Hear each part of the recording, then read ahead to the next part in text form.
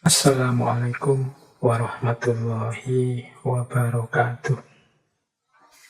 Bismillahirrahmanirrahim. Alhamdulillahirabbil alamin. Wa bihi nasta'inu ala umurid dunya waddin. Allahumma sholli wa sallim wa barik ala habibina wa syafi'ina Sayyidina wa maulana Muhammadin wa ala alihi wa ashabihi wa man tabi'ahum bi ihsanin ila yaumiddin. Amma ba'du. Bismillah teman-teman, mari kita lanjutkan lagi ngaji filsafat kita. Malam hari ini kita memulai sesi yang baru. Ini mohon maaf buat teman-teman semua yang mungkin banyak yang minta tema-tema, judul-judul yang perlu kita angkat di ngaji kita ini. Insya Allah nanti pada saatnya tema-tema yang diusulkan akan kita bahas. Ya tergantung banyak hal juga. Semoga teman-teman tidak kecewa ya. Semoga pokoknya ditunggu aja, sabar. Siapa tahu tema-tema yang diminta itu suatu ketika akhirnya kita bahas. Malam hari ini kita memulai sesi yang baru di bulan September. Ini bulan yang kalau di kampus-kampus itu biasanya dimulainya tahun ajaran yang baru. Kalau bulan ini berarti tahun ajaran barunya 2021-2022.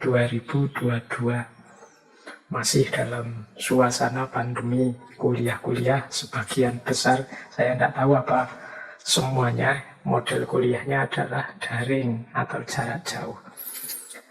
Dengan segala kelebihan dan kekurangannya. Ya memang situasinya masih belum memungkinkan kuliah seperti dulu yang lebih asik, lebih gayeng. Kalau jarak jauh seperti ini, seperti yang kita alami 2 tahun belakangan ini kan kuliahnya agak banyak kendala, tergantung oleh hal-hal teknis. Misalnya tergantung kuotanya, tergantung kekuatan sinyalnya, tergantung mungkin juga kekuatan daya tahan kita di depan laptop atau HP, sehingga tidak luas. Tapi seperti sering saya sampaikan, ada kaidah fikih itu ma la yudraku kulluhu la yudraku kulluhu. Apa yang tidak bisa dipenuhi sepenuhnya ya jangan ditinggal semuanya. Kalau bisa dipenuhi 50% ya kita penuhi 50%. Mencari ilmu itu kan memang salah satu kewajiban kita. Dia sifatnya eksistensial, sehubungan dengan eksistensi kita di muka bumi. Kuncinya kan ilmu. Maka orang tidak boleh berhenti mencari ilmu dalam rangka meningkatkan kualitas hidupnya, baik dunia maupun akhirat.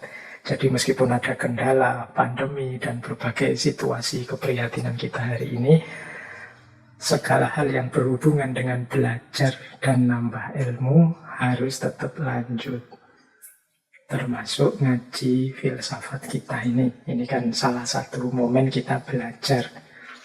Kunci utamanya ngaji kita memang keywordnya ya belajar bareng-bareng, belajar bersama. Hal-hal lainnya itu pendukung. Kalau bisa dipenuhi, kita penuhi. Kalau tidak ya kita penuhi senyampainya. Termasuk ngaji yang masih model jarak jauh online ini. Ya memang rasanya tidak seasik dulu. Kalau teman-teman membandingkan ngaji ini sebelum pandemi dengan saat pandemi kan jauh. Kalau sebelum pandemi rasanya lebih santai. Rasanya kita bisa lebih asik. Saya juga bisa menyampaikan materi sambil melihat ekspresi teman-teman. Mungkin ada yang sudah ngantuk, ada yang bingung, tidak paham, ada yang semangat ingin belajar terus. Itu kan kelihatan kalau kita ketemu langsung. Kalau jarak jauh ini saya tidak tahu teman-teman sedang dalam situasi dan kondisi seperti apa. Tapi ya tetap kita harus ngaji. Baik, bulan ini memang sengaja saya ambil tema yang seperti anak-anak kampus. Tema-tema perkuliahan. Semoga teman-teman tetap siap ya untuk belajar terus tema apapun. Menurut saya bulan ini temanya kan tema tentang berpikir. tema tentang sesuatu yang sangat penting, sangat inti sehubungan dengan hidup kita sebagai manusia. Para filsuf Yunani dulu punya pandangan, punya satu idiom populer sekali bahwa manusia itu animal rasional, binatang yang berpikir. Para filsuf Muslim juga punya istilah yang tidak kalah kerennya, yaitu manusia itu hayawanun natik. Maknanya sama, binatang yang berpikir. Berarti kunci keberadaan kita sebagai manusia itu ada dalam aspek berpikir. Makanya sebagai manusia yang bertanggung jawab terhadap kemanusiaannya dan juga amanah-amanah serta pemanfaatan fasilitas yang diberikan oleh Tuhan, oleh Allah, ya kita sudah selayaknya untuk belajar berpikir yang benar. Ya kalau dalam filsafat itu belajar berpikir itu alatnya yang sudah kita kenal, yaitu logika. Nah, bulan ini kita akan belajar mode-mode berpikir. Jadi pola-pola logik dalam berbagai aspek. Bulan ini kita belajar tentang cara berpikir kreatif atau creative thinking. Kemudian minggu depan kita belajar tentang cara berpikir etis, ethical thinking. Jadi cara berpikir yang berhubungan dengan etika, perilaku moral manusia. Kemudian ada minggu selanjutnya social thinking. Bagaimana berpikir di ranah sosial, berpikir saat kita hidup bersama orang lain.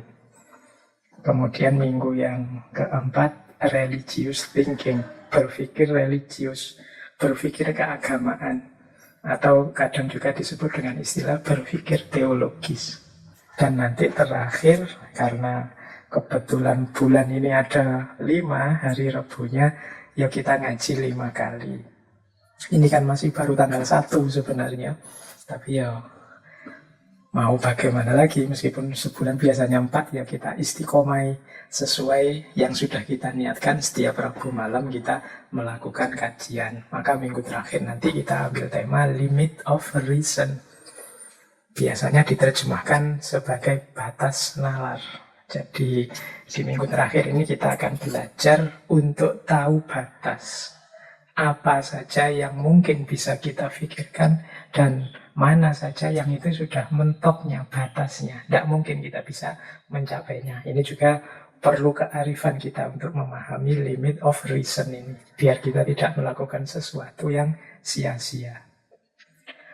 Jadi itu uraian tema untuk bulan ini. Ya ini juga sebenarnya memenuhi 1-2 permintaan. Melanjutkan dulu kan kita juga pernah mengambil satu tema tentang berpikir. Saya masih ingat itu ada tema tentang perdebatan, ada tema tentang dialog, dan ada tema tentang berpikir kritis. Nah, bulan ini sebenarnya lanjutan dari sesi tema bulan itu. Baik, teman-teman. Ya karena ini saya bilang tadi ini materi kayak materinya anak-anak kuliahan. Ya sebentar disiapkan ubur rampenya, perangkat peralatannya yang mungkin diperlukan. Ya dianggap saja malam hari ini kita kuliah seperti teman-teman yang di kampus dengan tema-tema ini. Mungkin ada yang butuh pulpen, butuh kertas untuk nulis, atau ya didengarkan santai saja seperti biasanya juga tidak apa-apa.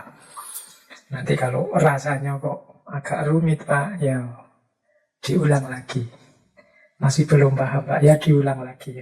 Memang kadang-kadang ilmu itu tidak bisa sekali jadi.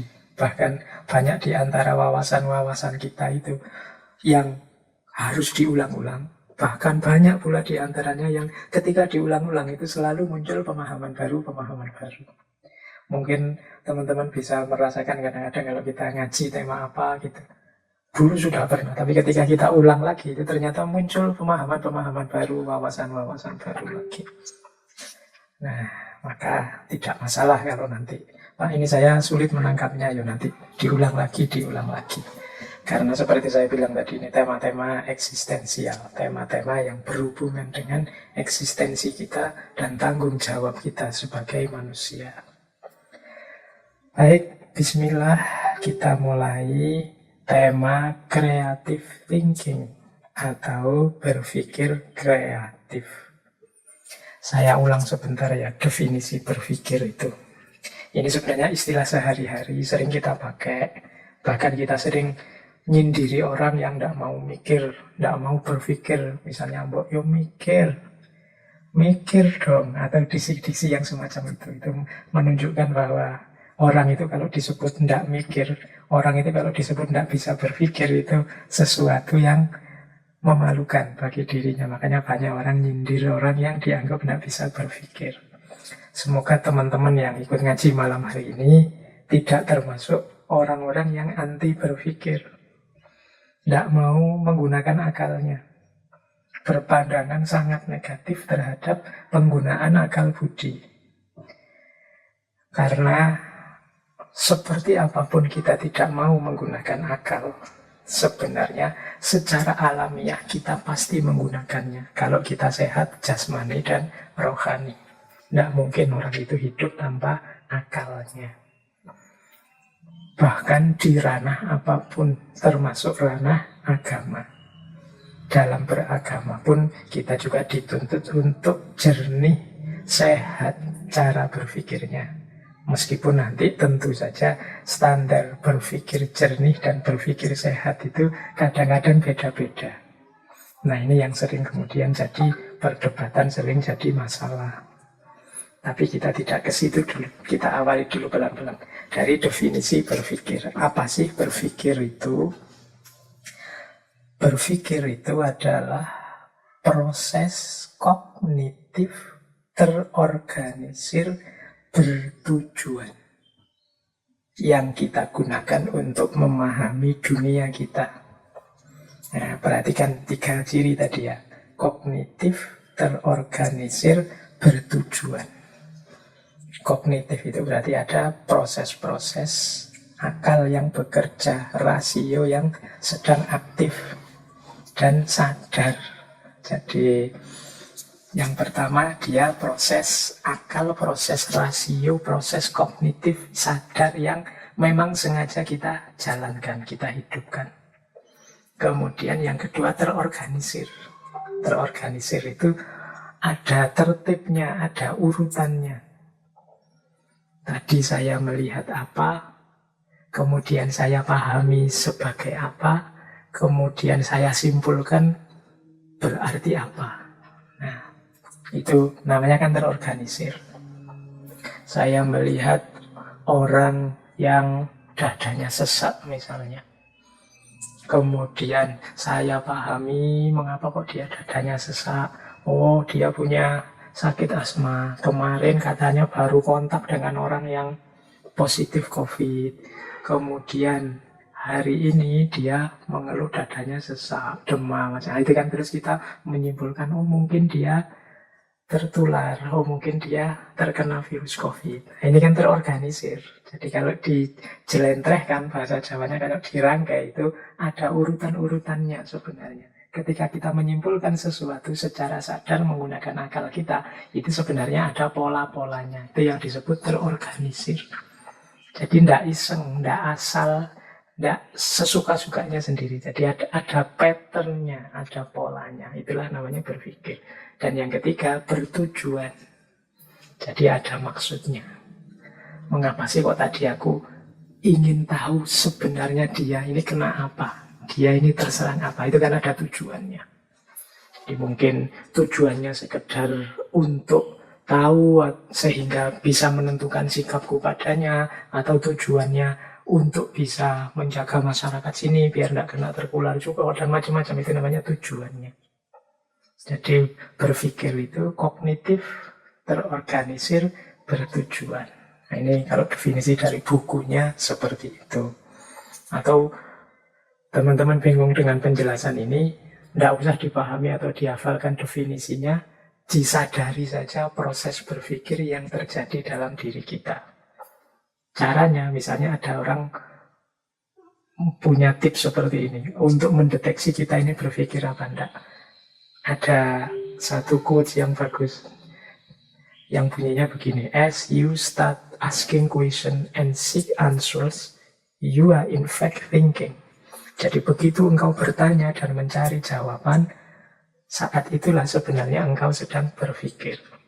Jadi definisi tadi mungkin susah dipahami, ya tidak harus dihafalkan, tapi sadarilah, oh ini lo mikir itu. Nah, untuk sadar bahwa ini sedang mikir itu caranya mudah, yaitu ketika kita sedang menanyakan sesuatu atau mencari jawaban sesuatu, saat itu juga sebenarnya kita sedang berpikir.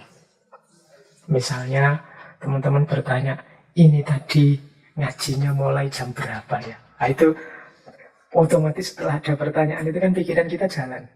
Oh, saya tadi juga tidak ikut mulainya, tapi biasanya ya kalau ngaji filsafat mulainya jam 8. Nah, ini jawabannya. Jadi dari pertanyaan kemudian ketemu jawaban, ini kan proses berpikir. Jadi ya, ayo disadari peristiwa ini yang terjadi di dalam diri kita, yaitu peristiwa berpikir. Ya, identifikasi paling mudahnya ketika kita bertanya. Di situ biasanya terus proses ini terjadi. Ya, kita sering tidak sadar secara penuh terhadap proses ini.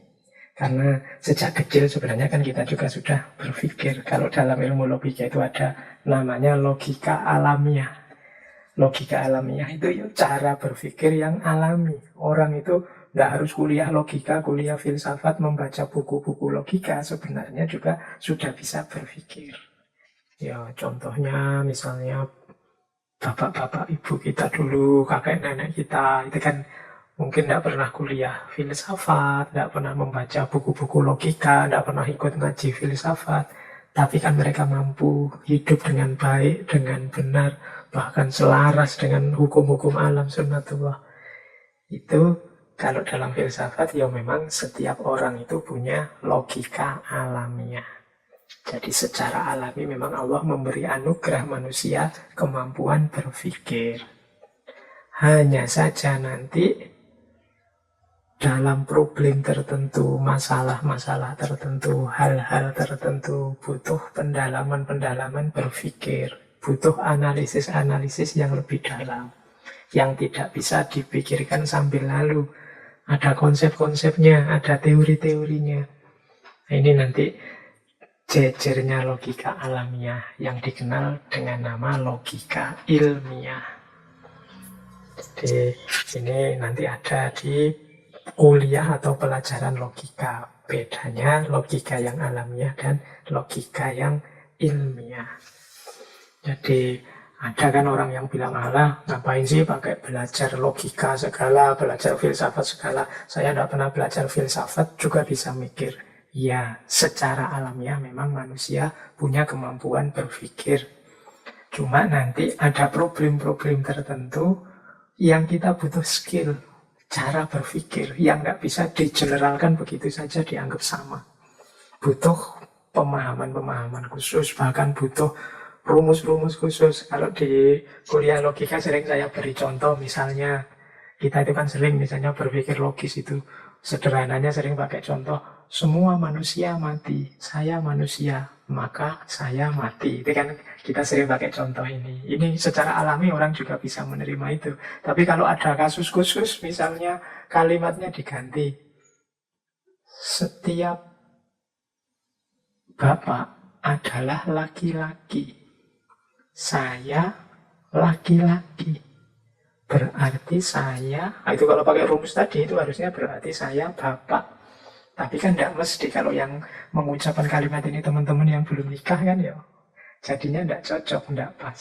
Nah ini salah satu contoh ya, kita harus paham teorinya, paham rumusnya. Nah kalau ini tidak bisa disimpulkan sambil lalu, harus dipikir lebih dalam lagi. Ini salahnya di mana, tidak pasnya di mana. Di sini nanti kita perlu logika ilmiah. Nah, itu contoh sederhana. Bagaimana dalam hidup ini kita butuh belajar kemampuan berpikir. Baik, kita lanjutkan. Jadi paling tidak sekarang ngerti yang dimaksud berpikir. Nah, berpikir itu secara umum ada dua tipe.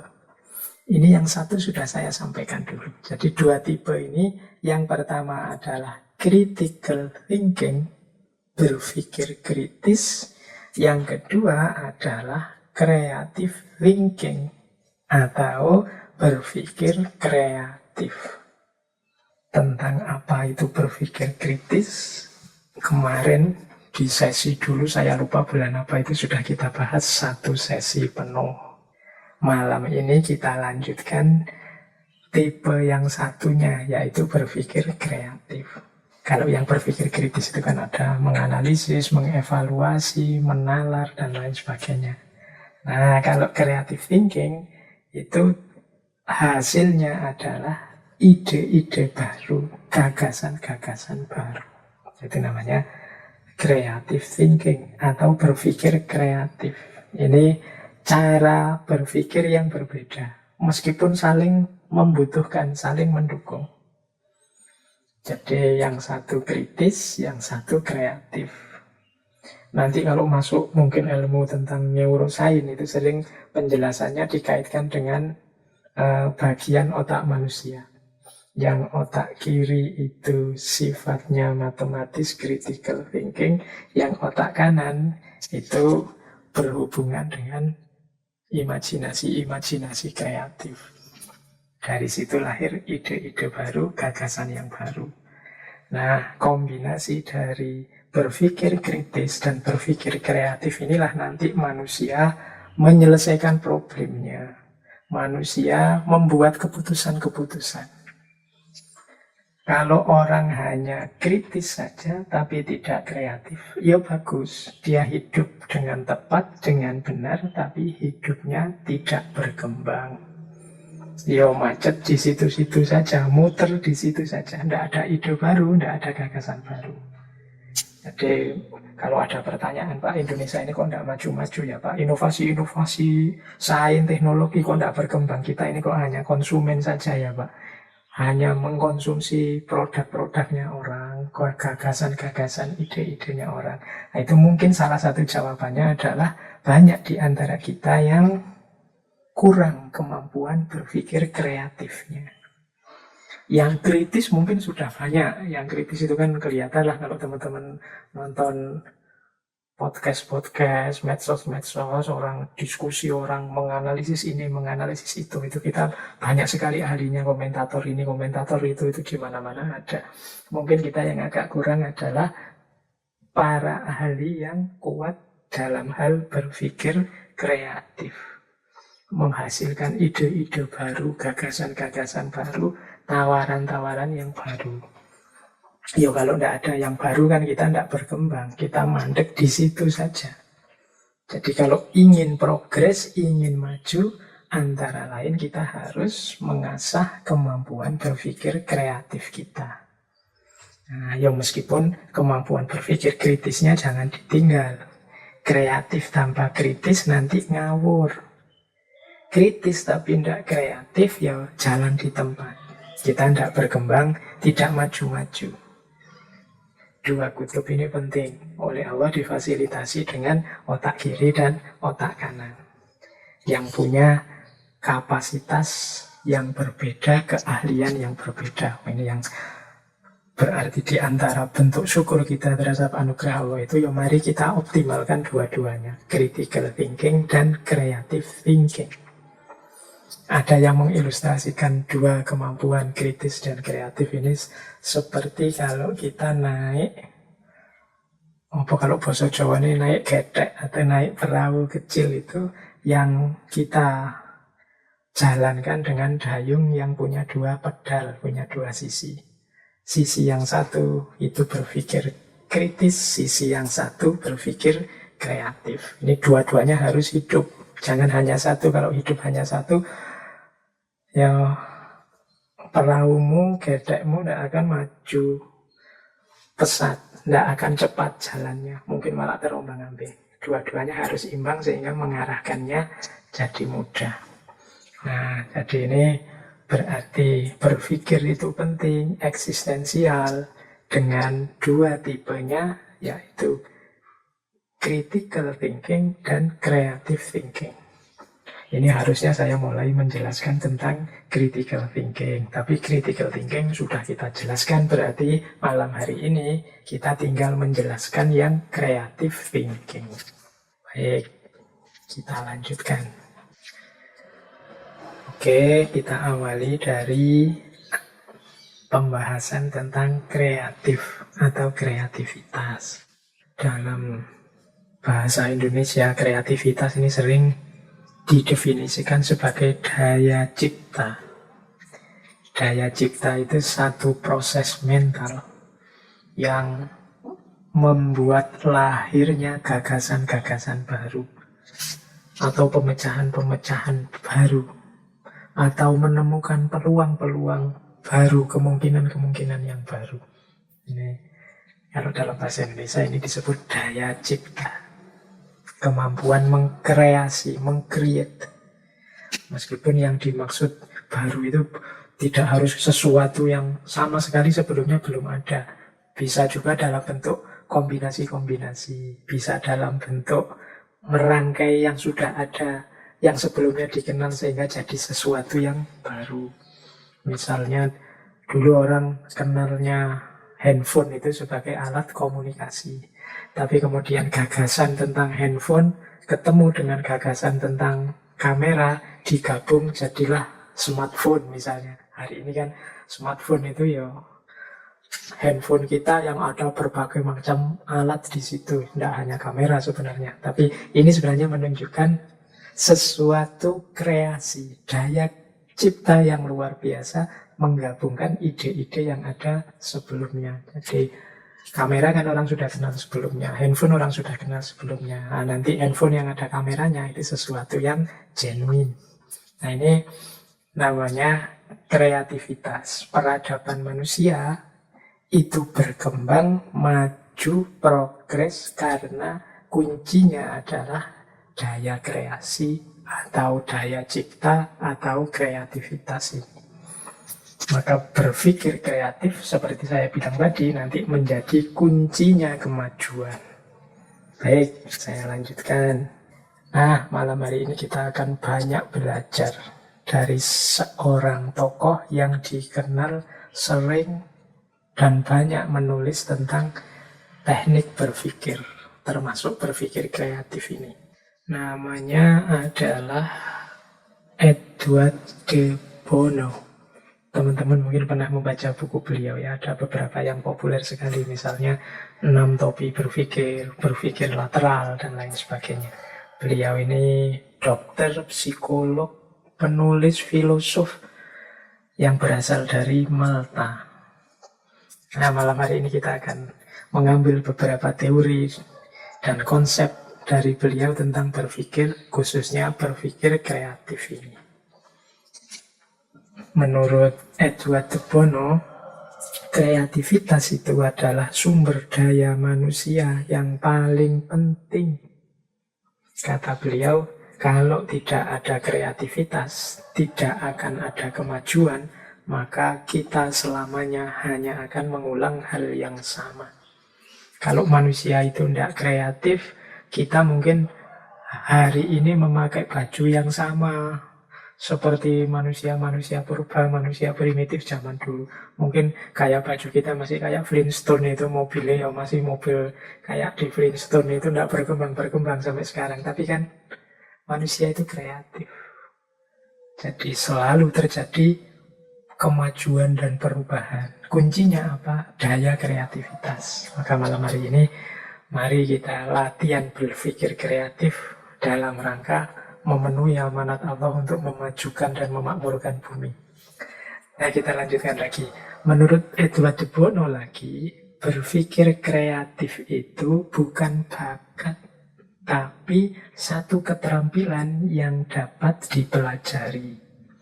Ia memberdayakan manusia dengan menambah kuat kemampuan alaminya, produktivitasnya, dan keuntungan-keuntungan lainnya. Jadi ini penting ya, kita garis bawahi. Berpikir kreatif itu bukan bakat, tapi keterampilan yang dapat dipelajari. Berarti teman-teman tidak boleh alasan, Pak, Saya tidak bisa Pak kalau disuruh kreatif itu. Saya tidak bisa Pak kalau saya disuruh mencari solusi, menemukan ide-ide baru. Saya itu makomnya hanya follower Pak. Saya itu konsumen, bukan produsen. Termasuk dalam hal pikiran. Nah ini berarti kalau mengikuti pikiran Edward de Bono tadi, tidak begitu. Mungkin itu hanya alasan kita saja, dalih kita saja karena kita malas. Setiap orang itu bisa. Ini seperti keterampilan. Ya keterampilan itu memang kalau kita tidak belajar, tidak melatih diri, ya memang tidak bisa. Tapi kalau kita mau dan serius melatih diri, insya Allah bisa. Wong itu keterampilan yang bisa dipelajari. Tidak ada hubungannya dengan bakat. Jadi jangan alasan, tidak bakat saya mikir itu Pak. Tidak bakat saya filsafat itu, tidak bakat. Tidak, itu keterampilan kok. Itu alat yang bisa kita pakai dan kita bisa belajar cara memakainya yang benar. Jadi keterampilan berpikir atau thinking skill. Ini penting karena sering saya dengar orang dengan dalih ini kemudian tidak mau belajar untuk cara berpikir yang benar, belajar logika atau belajar filsafat. Tidak, ini bukan bakat, tapi keterampilan. Berarti kuncinya ada kita mau atau tidak untuk berlatih dan belajar sampai kita menguasai keterampilan itu. Mungkin nanti ada yang banyak juga, tapi kan tidak belajar juga tidak apa-apa, tidak berlatih di situ tidak apa-apa, kok tidak wajib, tidak ada dalilnya juga. Misalnya ada yang ngeyel begitu, iya, ayo itu hakmu sih mau belajar untuk terampil apa enggak, tapi jangan lupa berpikir kreatif itu kunci kemajuan, kunci kita sukses menjalankan berbagai kewajiban-kewajiban kemanusiaan dan juga kewajiban kehambaan. Jadi itu garis bawah dari pandangannya Edward de Bono bahwa berpikir kreatif itu tidak ada hubungannya dengan kapasitas kita atau bakat kita. Makanya ada quote yang terkenal sekali yang bunyinya stop killing your own ideas. Berhenti membunuh gagasanmu sendiri. Bagaimana kok orang membunuh gagasannya sendiri? Dengan cara dia tidak mau berpikir. Coba dia mau berpikir, coba dia mau mengembangkan pemikirannya. Mungkin dari dirinya akan muncul ide-ide segar, gagasan-gagasan yang luar biasa, yang manfaat maslahatnya banyak. Jadi stop killing your own ideas. Jadi jangan membunuh dirimu sendiri secara intelektual. Nah, itu mungkin maknanya begitu. Membunuh diri secara intelektual itu dengan tidak mau mikir. Atau punya pandangan, biar yang pinter-pinter saja Pak, yang lain saja yang mikir. Saya tidak nyampe Pak, saya tidak tutup saya mikir sampai ke sana. Kan ada yang pendiriannya seperti itu. Itu mirip seperti kritik dari quotes ini, stop killing your own ideas.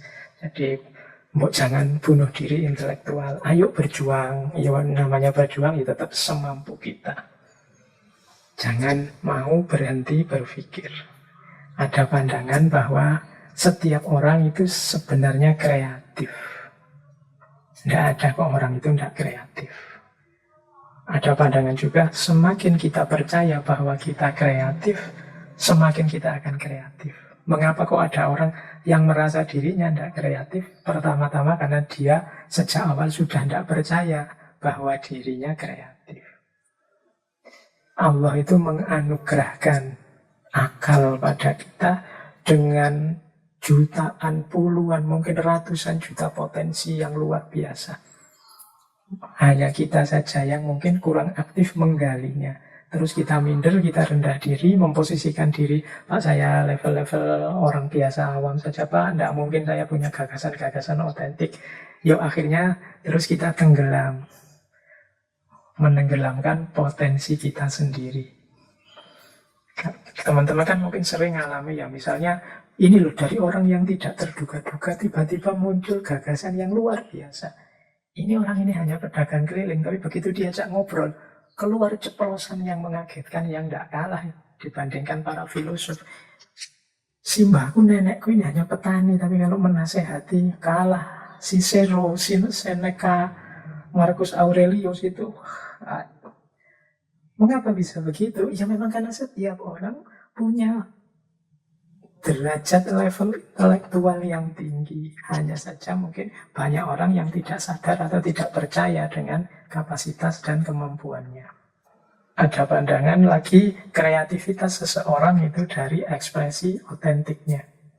Kalau teman-teman ingin kreatif, berhenti jadi follower saja, yang membebek saja, ikut saja gagasan orang, itu yang membuat kita selalu bingung, terombang-ambing ke kiri, ke kanan, ke selatan, ke utara.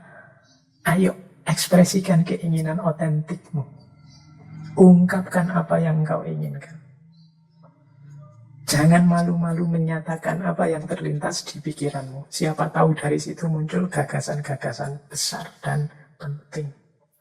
Jadi stop killing your ideas. Baik, kita lanjutkan. Nah, di situ mungkin teman-teman bisa melihat kalau ada video atau visualnya, itu gambar yang menunjukkan bedanya pengetahuan, pengalaman, dan kreativitas. Kalau pengetahuan itu ya informasi-informasi dari mana-mana dengan proses macam-macam yang masuk ke dalam diri kita.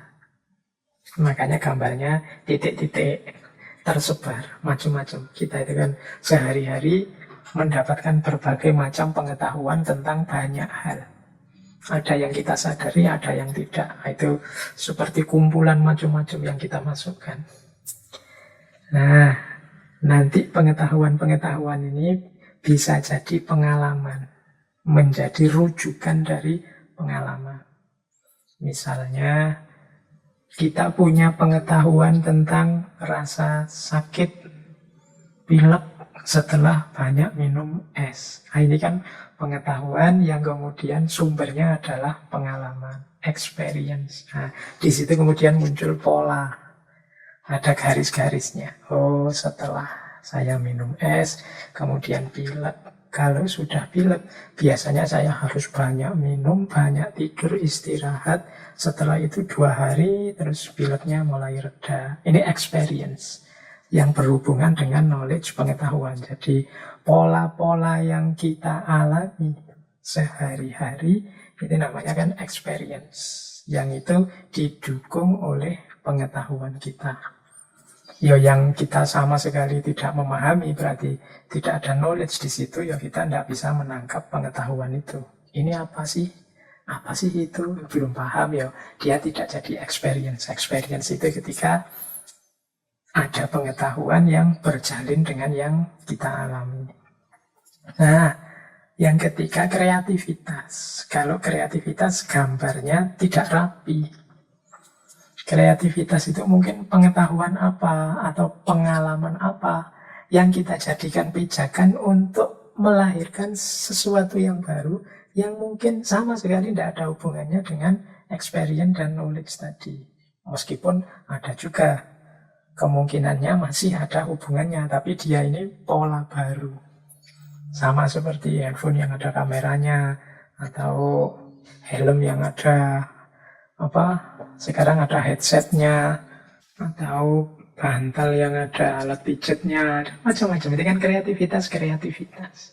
Jadi pengalaman-pengalaman sebelumnya, pengetahuan-pengetahuan sebelumnya yang dikembangkan untuk melahirkan sesuatu yang baru. Nah, ini namanya kreativitas. Jadi berpikir kreatif itu biasanya tidak harus tertib mengikuti aturan-aturan berpikir yang pakem seperti di berpikir kritis. Jalannya bisa macam-macam, bisa dari mana-mana. Kadang-kadang agak ngawur-ngawur sedikit, kok ya terus pas, cocok, sesuai, bisa digunakan. Itu termasuk juga jenis kreatif. Orang tidak mikir ke sana, karena kalau dipikir lempeng saja sesuai norma-norma berpikir selama ini, ya lahirnya ya lempeng saja, seperti yang lain, tidak ada yang baru. Tapi dalam berpikir kreatif ini orang tidak lurus-lurus saja, kadang meloncat-loncat, kadang putus hubungan sama sekali, lahir sesuatu yang baru. Itu namanya berpikir kreatif. Di situ justru terletak kuncinya perkembangan dan peradaban, perkembangan dan kemajuan peradaban manusia. Yuk kita lanjut. Berarti apa berpikir kreatif itu? Nah, nanti ada definisi tentang berpikir kreatif, baik dia sebagai satu keterampilan, atau sebagai satu perilaku, atau sebagai proses, atau sebagai guna. Jadi, apa sih berpikir kreatif itu? Berpikir kreatif adalah satu keterampilan, yaitu satu proses yang menghasilkan ide-ide, gagasan-gagasan yang baru. Jadi kemampuan berpikir kreatif kita terbukti dengan munculnya inisiatif-inisiatif, ide-ide, gagasan-gagasan, solusi-solusi, kemungkinan-kemungkinan yang baru.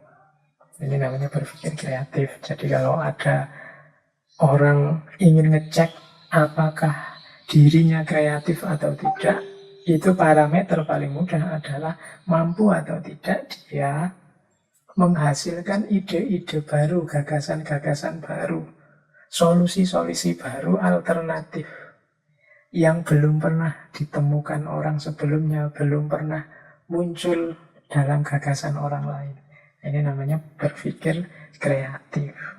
Nah, berpikir kreatif ini membutuhkan beberapa asumsi. Yang pertama tentang perilakunya. Untuk bisa berpikir kreatif dibutuhkan orang yang punya perilaku menerima perubahan, siap menghadapi kemungkinan-kemungkinan, dan fleksibel dalam pandangan. Ini perilaku orang yang berpikir kreatif. Berarti apa loh?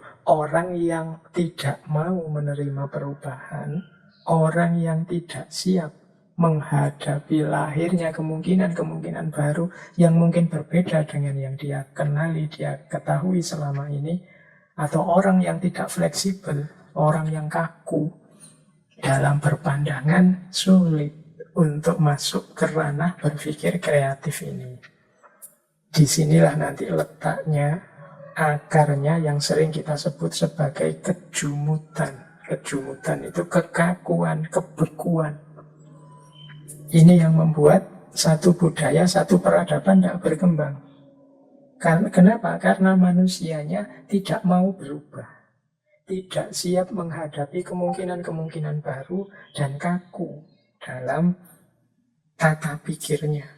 Menganggap bahwa yang benar yang mesti ini, cuma ini. Tidak mungkin ada yang lain.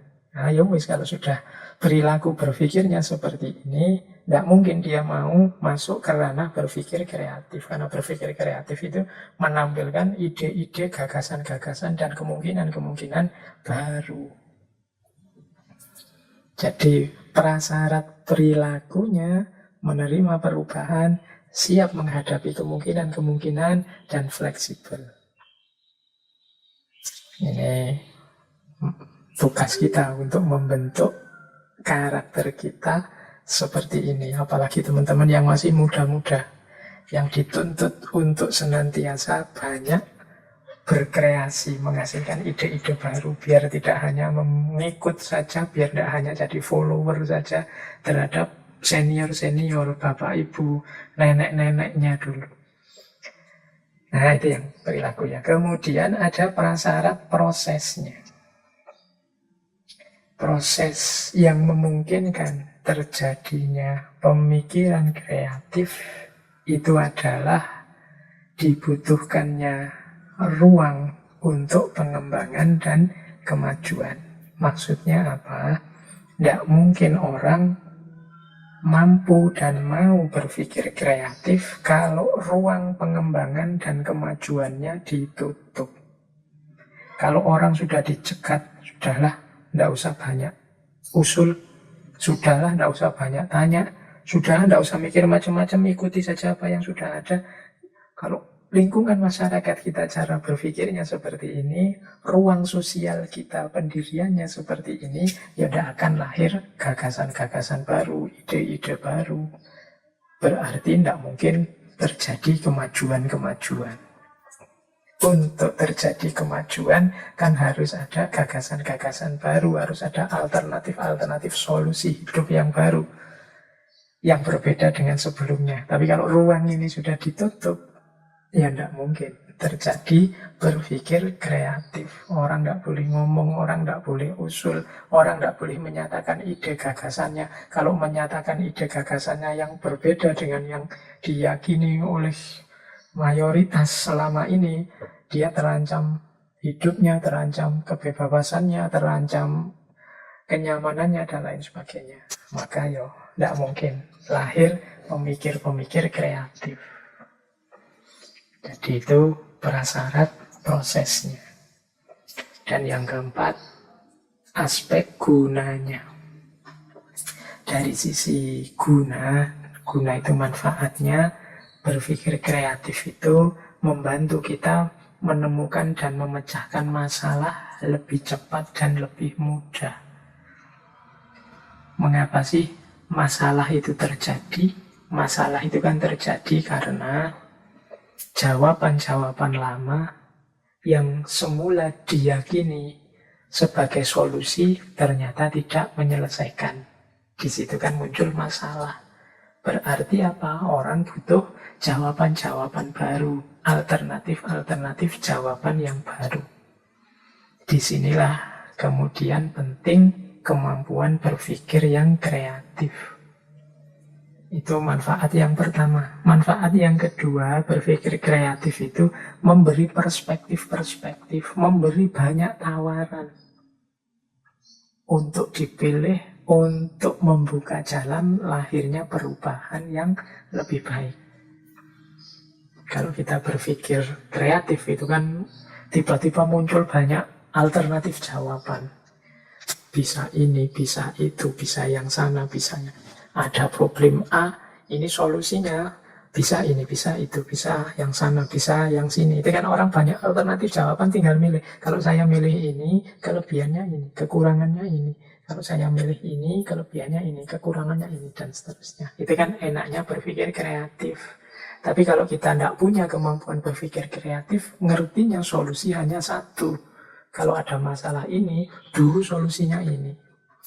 Gimana ya caranya solusi ini bisa memecahkan masalah ini?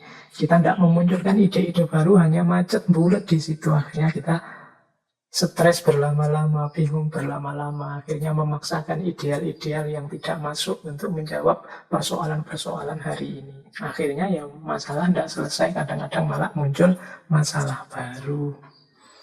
Jadi itulah paling tidak aspek manfaat atau guna dari berpikir kreatif. Baik, kita lanjutkan. Nah, sekarang aspek metodenya. Ya macam-macam sebenarnya. Daya kreatif itu tidak bisa dipatenkan. Ini loh yang bisa disebut kreatif, itu namanya saja kreatif, polanya macam-macam. Tapi ada pattern-pattern, pola-pola umum. Metode berpikir kreatif itu jenisnya bisa evolution. Evolution itu evolusi. Evolusi itu mudahnya kadang-kadang pakai bahasa ilmiah itu perubahan gradual. Continuity and change. Misalnya gagasan ilmuwan siapa, kita terima, tapi kemudian kita lanjutkan. Nanti gagasan kita diterima orang, tapi dia melanjutkan versinya. Atau orang lain punya versi kebenarannya sendiri meskipun pijakannya gagasan kita. Terus begitu. Itu namanya evolution. Ada perkembangan-perkembangan. Kalau dalam dunia ilmiah sering disebut continuity and change. Melanjutkan tapi ada perubahan. Menyesuaikan dengan kondisi situasi orang yang menjalani langsung. Jadi itu namanya evolution. Perubahan-perubahan ide karena ada perubahan dinamika dalam ruang dan waktu. Misalnya saya setuju Pak gagasan apalah sosialisme yang ini, tapi kalau untuk konteks Indonesia dia harus disesuaikan. Tidak cocok kalau langsung letter luck diterjemahkan di Indonesia. Yang penting kan nilai-nilai sosialnya masuk dan seterusnya. Itu namanya evolusi. Jadi ada perubahan-perubahan yang semakin lama semakin menyempurna sesuai dengan ruang dan waktunya. Jadi orang yang kaku tidak mungkin mau dengan model evolusi ini. Mungkin orang maunya pokoknya ini benar ya benar. Itu berarti tidak ada unsur kreatifnya. Yang kedua, sintesis. Kalau sintesis ini ya teman-teman mungkin sudah bisa menangkap maksudnya. Dari beberapa gagasan dikumpulkan sehingga lahir sesuatu yang baru. Biasanya orang menyebutnya sintesis itu gabungan dari tesis, antitesis. Nanti lahirnya sintesis, yaitu kalau filsafat. Tapi sintesis itu mudahnya dari gagasan-gagasan yang beragam, yang sebenarnya saling berbeda, disatukan. Ya, sintesis itu persis kayak handphone berkamera tadi, atau bantal sekaligus alat pijet, atau gantungan kunci sekaligus flash disk. Oh, itu kan gabungan-gabungan ide, gabungan gagasan. Mungkin sekarang ada sisir yang sekaligus untuk meluruskan rambut dan lain sebagainya. Itu namanya sintesis. Nah, ini ya cobalah sekali-sekali teman-teman latihan berpikir evolutif atau sintesis ini, misalnya gagasan apa digabung dengan gagasan apa, misalnya kayak laptop ini kan gagasan buku dengan gagasan komputer, kemudian berpadu, lahirlah model laptop ini. Kita menyebutnya notebook. Kalau dulu notebook itu kertas, sekarang notebook itu digital modelnya. Nah, itu namanya sintesis. Boleh teman-teman latihan kreatif, mungkin melihat apa, mungkin gabungan antara sandal dengan apa, ya sandal dengan sepatu jadi sepatu sandal, nanti sepatu sandal digabung dengan kaos kaki, nanti sepatu sandal yang sekaligus ada kaos kakinya kalau ditarik. Itu kan gagasan-gagasan evolutif sintesis. Itu juga jenis berpikir kreatif. Nah, kemudian ada pula model revolution. Revolution ini sama sekali berbeda dengan sebelumnya. Nah, ini gagasan-gagasan yang menawarkan sesuatu yang sama sekali baru. Nah, ini yang sebelumnya tidak dikenal. Nah, ini butuh keahlian lebih. Kita bisa melakukan revolution. Ya, dulu di awal-awal modern ada banyak istilah yang berkonotasi revolusi. Misalnya dari peradaban serba agama di abad tengah digeser ke peradaban serba positif manusia yang mengembangkan akal dan sains dan industrinya. Muncul revolusi ilmiah, muncul revolusi industri, muncul banyak revolusi. Revolusi itu berarti sesuatu yang baru yang sama sekali berbeda dengan sebelumnya. Kalau pakai solusi-solusi lama ternyata masalahnya banyak, ya sudahlah, buang saja solusi lama, kita bikin yang baru. Nah, itu juga butuh pemikiran kreatif. Jenisnya revolusi. Ada pula yang model reapplication. Reapplication itu reapplication itu menggunakan ulang. Maksudnya apa? Memperlakukan sesuatu dengan sudut pandang yang sama sekali baru. Tidak seperti sebelumnya. Jadi mungkin dulu sesuatu itu dianggap tabu, tidak boleh, atau bermasalah secara sosial di masyarakat sehingga harus dibuang. Tapi sekarang diambil lagi, dipakai, tapi dengan sudut pandang yang baru, dengan pemahaman yang berbeda. Nah, kalau dipahami seperti ini mungkin orang tidak protes lagi. Misalnya reapplication itu, dulu orang memahami sepeda itu ya alat transportasi yang mengantarkan kita dari satu tempat ke tempat yang lain. Tapi sekarang sepeda itu banyak yang memperlakukannya tidak hanya sebagai alat transportasi, tapi sarana kesehatan, alat olahraga. Bahkan ada namanya sepeda statis. Kita sepedaan sampai capek tapi tidak pindah kemana-mana, tetap di rumah saja. Bentuknya ya persis sepeda. Itu namanya reapplication. Barangnya sama, tapi sudut pandangnya, cara kita memperlakukannya sama sekali baru. Misalnya apalagi 21 atau apa loh, sinema, bioskop. Mungkin dulu orang menyikapi bioskop, sinema itu ya ingin ngerti ceritanya.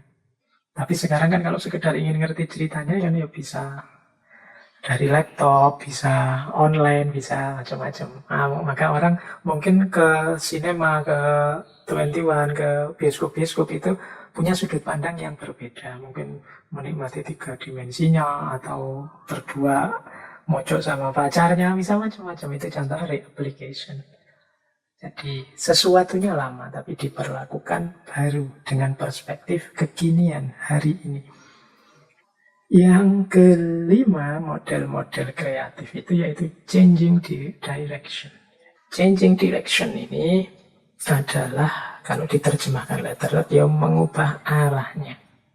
Maksudnya changing direction itu adalah menggunakan satu ide atau satu gagasan yang semula tidak untuk itu, tapi sekarang kita pakai untuk itu. Ya wis mudahnya gini lah. Kalau teman-teman ini contoh gampang-gampangan ya, kadang-kadang teman-teman misalnya ikut acara apa lah, jagong manten atau acara yang satu gedung yang panas sekali, sumuk sekali, kita merasa kepanasan di situ. Biasanya kan terus ada suguhan aqua itu, karena saking panasnya terus kardusnya aqua itu kita sobek, kertasnya kita pakai untuk kipas-kipas. Loh, wong kardus itu kan tujuannya untuk bungkusnya aqua. Tapi sekarang kita pakai untuk kipas-kipas. Itu namanya changing direction. Mengubah tujuannya. Itu tujuannya untuk wadahnya aqua. Sekarang karena terpaksa, karena sumuk, kita sobek kardusnya. Kemudian kertasnya kita pakai untuk kipas-kipas. Itu padahal fungsinya bukan kipas, tapi karena sumuk. Ya dia sekarang kita fungsikan sebagai kipas. Ini juga salah satu jenis kreatif. Atau kita kadang-kadang di kelas, untuk teman-teman mahasiswa itu kan kadang-kadang punggungnya gatel, tapi kalau pakai tangannya tidak nyampe untuk ngukur ini. Akhirnya pulpen dipakai untuk alat untuk garuk-garuk. Itu kan definisinya pulpen itu alat tulis, tapi karena kita butuh untuk menggaruk dari alat tulis, sekarang dia jadi alat garuk. Itu namanya changing direction. Mengubah arahnya, mengganti tujuannya. Harusnya kursi, tapi kalau pas gegeran, jangan ya. Pas gegeran nanti dipakai buat ngeprok. Itu juga sebenarnya changing direction, termasuk juga kreatif berpikirnya, tapi untuk hal yang negatif. Jadi semoga bisa ditangkap maksudnya. Jadi itulah yang kelima, changing direction, termasuk juga jenis kritis berpikir. Nah, ada lagi sebenarnya satu metode dalam rangka berpikir kreatif untuk menemukan solusi-solusi baru, hal-hal yang baru, yang populer, mungkin teman-teman juga sering mendengar, namanya brainstorming. Brainstorming ini biasanya dilakukan dengan mengumpulkan sebanyak mungkin ide-ide, gagasan-gagasan yang mungkin. Nggak usah peduli ini cocok apa enggak, baik apa enggak, benar apa enggak, sesuai apa enggak, masuk akal apa enggak. Pokoknya kumpulkan saja ide sebanyak mungkin, sebanyak-banyaknya. Ini namanya brainstorming.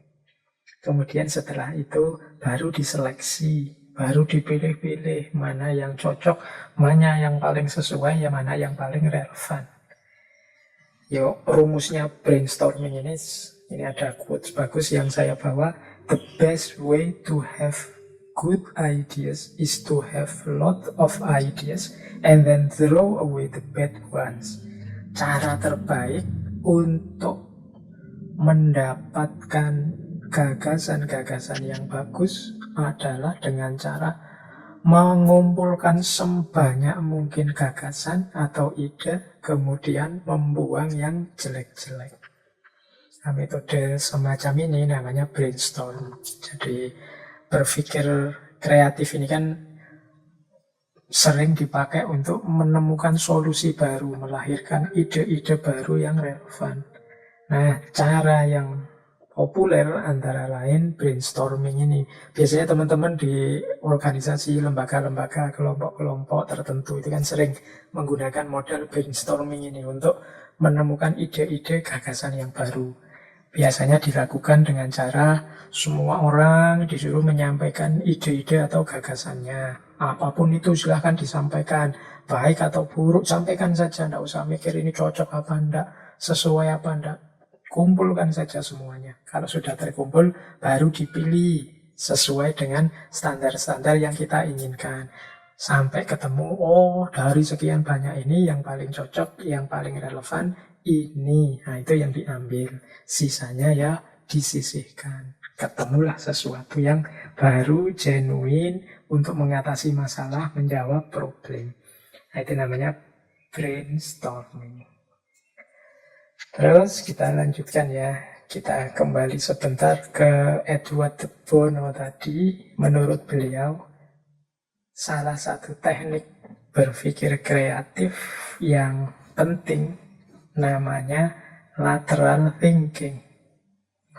Ini istilah ini dipakai oleh Edward de Bono dalam bukunya The Use of Lateral Thinking. Ini kita pahami saja lateral thinking ini mudahnya seperti istilah yang sering kita pakai. Ini berpikir out of box. Jadi berpikir tidak seperti biasa. Karena kalau dipikir seperti biasa ya tidak akan ketemu yang baru. Maka kita butuh lateral thinking. Cara problem solving yang tidak terduga. Tapi efektif. Nah, itu lateral thinking. Mungkin teman-teman pernah dengar satu cerita. Ini disampaikan juga oleh Edward de Bono. Kisah ini, kisah kalau di kita populernya ya kisahnya Nabi Sulaiman. Kalau dalam bahasa Inggris dikenal sebagai Judgment of Solomon. Ini kisahnya Nabi Sulaiman. Jadi suatu ketika ada 2 orang ibu yang pergi ke padang rumput. Masing-masing ibu ini membawa anak-anak bayinya untuk mengurusi ladang biasanya. Nah, ya karena sedang mengurusi ladang, 2 ibu ini meletakkan anak-anaknya di atas batu di dekat ladang, terus mereka berdua bekerja. Nah, ternyata 2 bayi ini saat ditinggal, tiba-tiba muncul seekor serigala yang menerkam salah satu bayi. Sehingga bayinya tinggal 1, yang 1 hilang, tewas dimakan serigala. Nah, ya sebenarnya kan biasanya ibu itu kan mengenali anak-anaknya.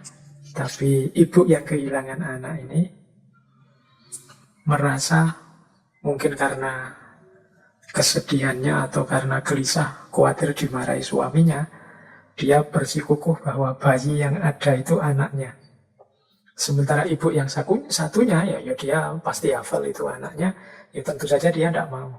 Jadi yang satu mengklaim itu anaknya, meskipun dia tahu itu sebenarnya bukan anaknya. Apalagi ibu yang satu, yang ini juga pasti yakin itu anaknya. Oh ya mestinya ya wajahnya, kemudian sosoknya itu ya seorang ibu mesti hafal. Tapi ibu yang kehilangan anak ini, ngeyel itu anaknya karena mungkin dia khawatir dimarahi suaminya atau dorongan kesedihan karena ditinggal tewas oleh anaknya.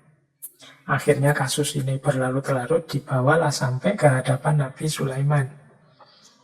Konon ceritanya sebelum sampai Nabi Sulaiman ini dibawa dulu ke ayahnya Nabi Daud. Cuma Nabi Daud juga kesulitan memutuskan karena masing-masing saling bersikukuh bahwa itu anaknya. Akhirnya Nabi Sulaiman memutuskan, sudahlah begini saja. Biar masing-masing puas dapat bagian. Silahkan tolong saya diambilkan kapak.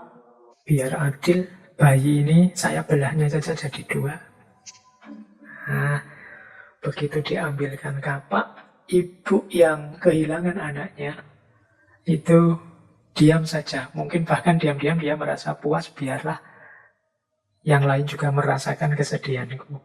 Tapi ibu yang memang aslinya ibu dari anak yang mau dibelah ini, ya tentu saja tidak tega. Akhirnya ibu ini tiba-tiba meloncat ke depan bayi, kemudian bilang, sudahlah saya, karena kalau dikapak mesti mati anakku ini, ya, meskipun dibagi 2 ya buat apa. Daripada anakku mati, sudahlah, biarlah berikan bayi ini pada ibu yang satunya. Nah, melihat respon yang berbeda ini, akhirnya Nabi Sulaiman memutuskan, oh berarti anak ini memang anaknya ibu yang tidak tega bayinya terbunuh. Tidak mungkin seorang ibu tega bayinya sendiri dibunuh.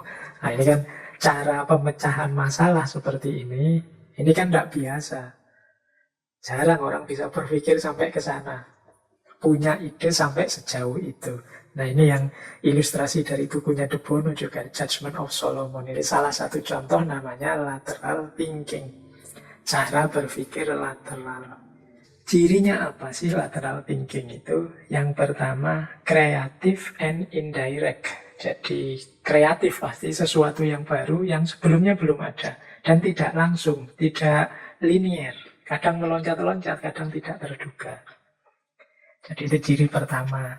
Ciri kedua, generatif. Generatif itu biasanya lahir memang memunculkan sesuatu yang baru. Ciri yang ketiga, provokatif. Mendorong, membuat lahir banyak sekali ide-ide baru yang mungkin beberapa di antaranya kok ya mustahil ya, kok ya tidak masuk akal ya, kok tidak terduga ya, dan lain sebagainya. Itu ciri ketiga katanya De Bono. Ciri yang keempat, ada lompatan ide. Ya karena tadi kok tiba-tiba ke situ kesimpulannya, kok tiba-tiba muncul ide ini. Itu biasanya tidak runtut, tapi ada meloncat-loncat. Jadi tiba-tiba disimpulkan itu, tiba-tiba ngomongnya begitu. Nah, itu ada lompatan ide. Ini ciri lateral thinking. Nanti De Bono mengilustrasikan kalau teman-teman sulit memahami lateral thinking ini, coba perhatikan cara berpikirnya para komedian. Orang yang pintar humor. Humor itu kan kebanyakan lucu karena komediannya pintar mengolah lateral thinking ini. Jadi berpikir yang mengagetkan. Orang tidak menyangka, tiba-tiba kok kesimpulannya ke sana. Kok cara berpikirnya tiba-tiba meloncat ke situ. Itu yang membuat kita kemudian tertawa. Tapi kadang-kadang juga muncul gagasan baru. Oh iya ya, ternyata bisa juga disambungkan ke sana. Nah, ini namanya lateral thinking. Berpikir yang kreatif. Yang tidak hanya mengikuti pakem-pakem yang selama ini berjalan.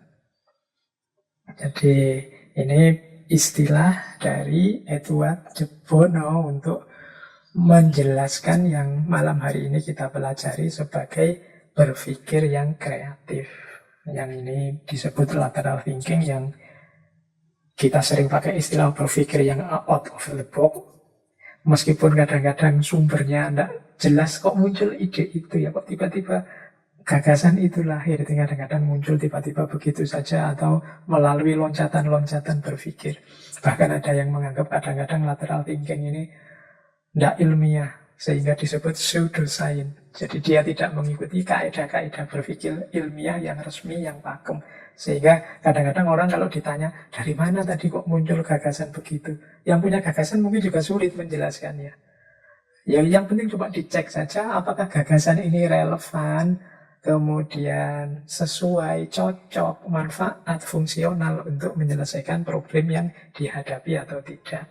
Karena kadang-kadang banyak problem itu yang kalau kita hanya berpikir standar saja, lurus saja seperti biasanya, tidak ketemu solusinya. Baik, kita lanjutkan ya. Ini waktunya semakin menyempit. Nah, ada beberapa strategi. Nah, ini semacam tips ya. Ini untuk teman-teman yang ingin meningkatkan kemampuan berpikir kreatif atau berpikir lateral tadi. Ini kita kalau ingin latihan, saya bilang tadi ini kan sejenis keterampilan. Nah, ini tips-tips untuk meningkatkan keterampilan berpikir kita. Yang pertama adalah ayo senantiasa mengikuti perkembangan isu, ide, informasi terbaru. Jadi ini yang pertama. Kalau ini sebenarnya untuk berpikir kritis juga begitu. Kita harus selalu nambah wawasan, nambah data, nambah informasi. Jangan mandek, jangan merasa sudah tahu, jangan merasa sudah ngerti apapun, terus belajar. Ini pertama, karena semakin banyak kita nambah wawasan, semakin punya kapasitas kita untuk kreatif. Karena di antara kreatif tadi kan menggabung-gabungkan, melanjutkan, mengkombinasikan. Ini kan butuh banyak informasi, banyak data. Kalau kita miskin data, miskin wawasan, miskin informasi, ya semakin sempit kemungkinan kita untuk kreatif. Kemudian yang kedua, jeli dan teliti.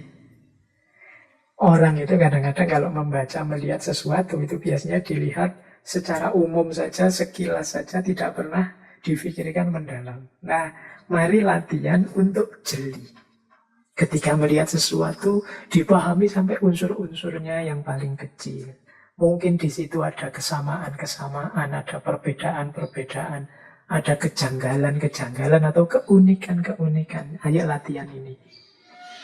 Jadi biar informasi kita tentang sesuatu lebih lengkap. Nah ini nanti kemampuan berpikir lateral kita bisa lebih bagus. Misalnya memahami apa, orang biasanya hanya melihat aspek ininya, tapi kita bisa masuk dengan melihat aspek-aspek lainnya yang tidak dilihat oleh orang lain. Nah ini teknik kedua. Jadi jeli dalam memahami, mengobservasi sesuatu. Kemudian yang ketiga, berani dan percaya diri.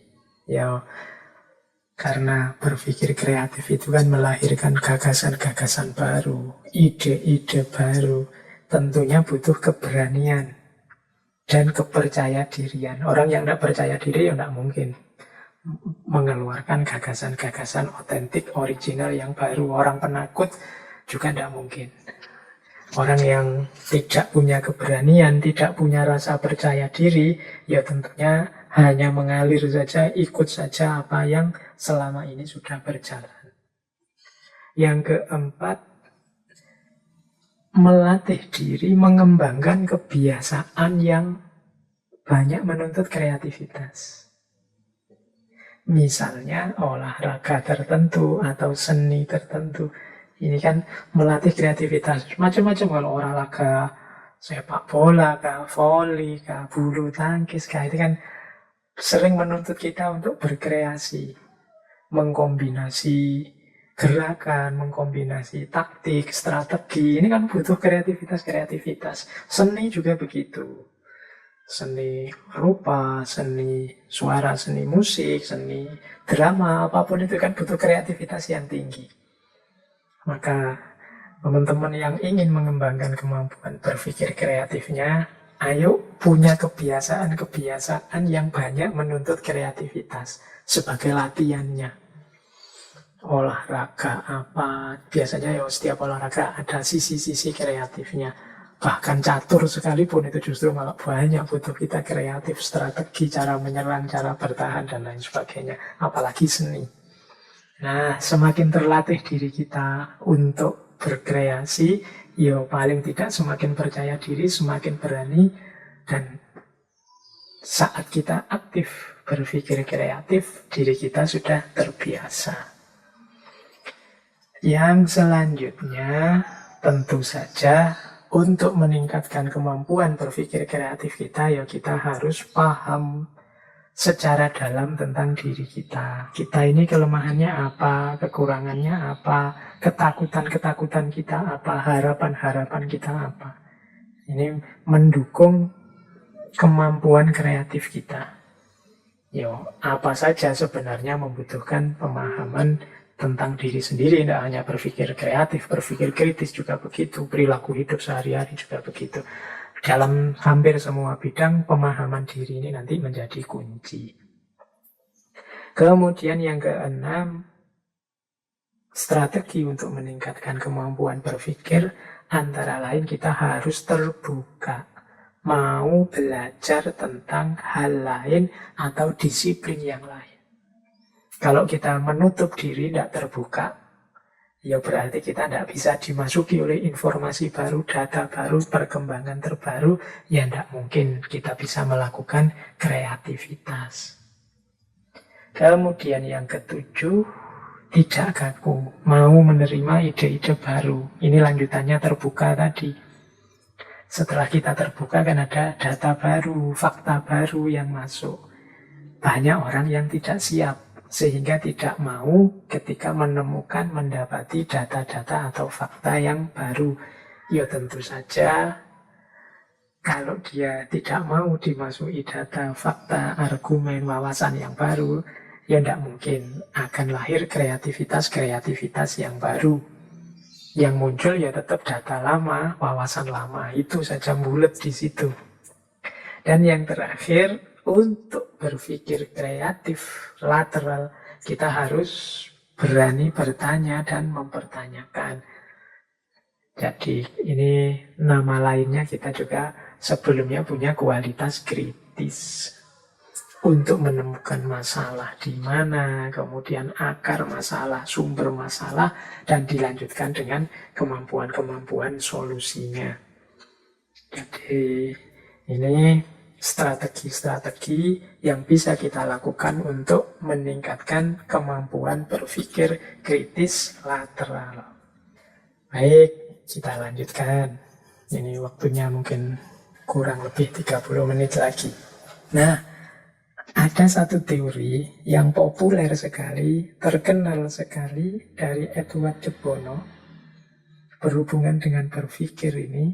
Ini menurut saya penting. Jadi unsur-unsur berpikir, aspek-aspek berpikir, ya dalam konteks berpikir kreatif. Ini kita harus kenali dulu unsur-unsurnya. Edward de Bono punya teori Six Thinking Hat, 6 topi berpikir. Ini teman-teman yang sudah baca bukunya pasti paham teori ini. Ini teori ini isinya adalah bagaimana kita merencanakan proses berpikir kita. Jadi baik untuk yang kritis maupun untuk yang kreatif. Kita perlu mengenali unsur-unsur berpikir ini dan bagaimana kita mengelolanya. Jadi dalam teorinya Edward de Bono ada 6 aspek, 6 unsur yang disimbolkan dengan topi. Ada topi warna putih, ada topi warna merah, ada topi warna kuning, ada topi warna hitam, ada topi warna hijau, ada topi warna biru. Ini masing-masing menyimbolkan hal yang berbeda. Kalau topi warna putih ini berpikir yang fokus pada data, fakta, informasi yang diketahui atau yang dibutuhkan. Jadi ini simbolnya topi warna putih. Jadi faktanya, datanya, informasi-informasi yang dibutuhkan. Ini simbolnya topi warna putih. Kalau topi warna merah fokus pada kesan, rasa, apalagi tanggapan, kemudian emosi-emosi kita yang terlibat dalam hal yang sedang difikirkan. Nah, ini simbolnya warna merah. Kalau yang topi warna kuning ini berpikir yang fokusnya pada manfaatnya, maslahatnya, harapan-harapan tentang apa yang didapat dari pemikiran yang sedang dilakukan. Nah, itu warnanya kuning. Kemudian kebalikannya warna hitam. Kalau yang warna hitam ini fokus pada aspek kesulitan-kesulitannya, problem-problem yang mungkin dihadapi, masalah-masalah yang mungkin muncul dari pikiran tadi. Nah, itu simbolnya topi warna hitam. Kemudian ada topi hijau. Kalau yang warna hijau ini fokusnya pada kemungkinan-kemungkinan, alternatif-alternatif solusi, ide-ide baru.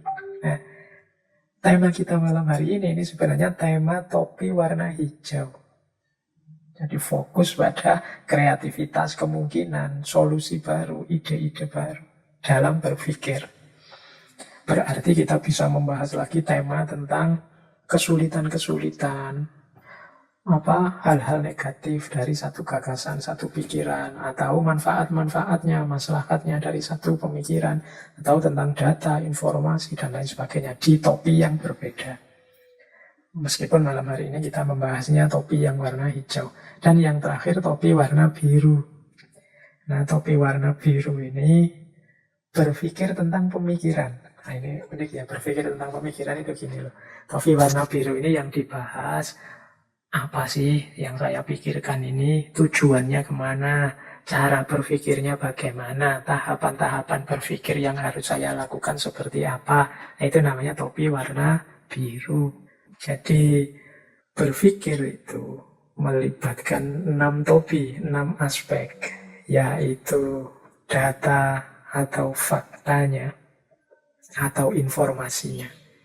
Kemudian tentang rasa dan emosi kita. Kemudian tentang hal-hal yang negatif. Kemudian tentang hal-hal yang positif, warna kuning, yang negatif tadi warna hitam. Kemudian tentang ide baru, gagasan baru. Dan warna biru tentang bagaimana manajemen dari semuanya. Proses berpikir, tujuan berpikir, dan lain sebagainya.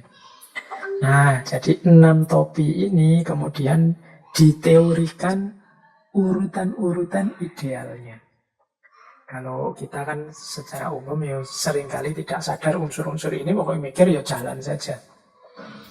Nah, kalau dalam Edward de Bono itu sebenarnya secara umum ada pola-pola ideal, yang itu banyak yang menafsirkan pola idealnya itu diawali dari topi warna biru, kemudian topi warna putih, kemudian topi warna hijau, kemudian topi kuning, topi hitam, topi merah, dan terakhir topi biru lagi.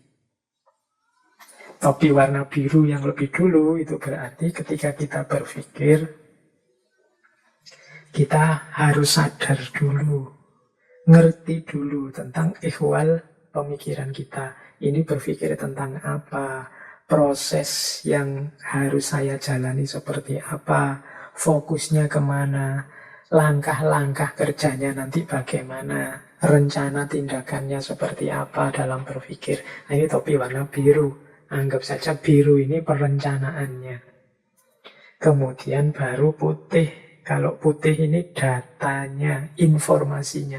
Aku punya informasi cukup enggak sih untuk yang akan aku bahas ini? Aku punya data yang cukup enggak sih? Punya pengetahuan yang memadai enggak sih tentang ini? Kalau ini sudah, baru terus hijau. Hijau itu berarti kemungkinan apa saja yang bisa terjadi, solusi-solusi baru apa yang bisa ditawarkan, gagasan-gagasan baru apa yang mungkin dilahirkan. Ini warna hijau. Inilah warna hijau ini yang kita sebut berpikir kreatif tadi. Di sini dibutuhkan kreativitas. Baru kemudian warna kuning. Warna kuning itu berarti kita fokus pada manfaatnya apa, gunanya apa, tujuannya apa, keuntungannya apa. Kalau ini nanti berhasil. Oh, ini demi perdamaian. Oh, ini demi persatuan. Oh, ini untuk keadilan. Nah, ini namanya topi kuning. Kalau kita tidak punya topi kuning, ya tidak jelas. Ini pikiran ini buat apa? Ide ini untuk diarahkan kemana? Maka selain hijau, kita juga harus punya kuning. Setelah kuning, hitam. Nah, kalau hitam ini berhubungan dengan kesulitan-kesulitannya. Problem yang mungkin muncul. Masalah yang bisa terjadi. Oh, kalau saya punya ide seperti ini, mungkin saya akan dikritik oleh orang yang punya pendapat begini. Oh, mungkin saya akan diserang oleh kelompok yang begini. Nah, ini namanya topi warna hitam. Itu juga harus dipertimbangkan. Salah satu unsur dalam berpikir. Nah, setelah hitam baru merah. Kalau merah ini apa yang aku rasakan, kemudian bagaimana emosiku ini menyenangkan, membingungkan, menyedihkan, memprihatinkan atau apa. Ini kita berpikir tentang sesuatu kan selalu ada unsur emosinya. Ini sesuatu yang memalukan, ini sesuatu yang memprihatinkan, ini sesuatu yang membuat marah. Nah, ini kan unsur emosinya masuk. Ini pertimbangan ke selanjutnya. Kalau sudah selesai, baru biru lagi. Kalau tadi biru yang awal itu perencanaannya, kalau ini evaluasinya. Sudah cocok apa belum dengan yang tadi direncanakan.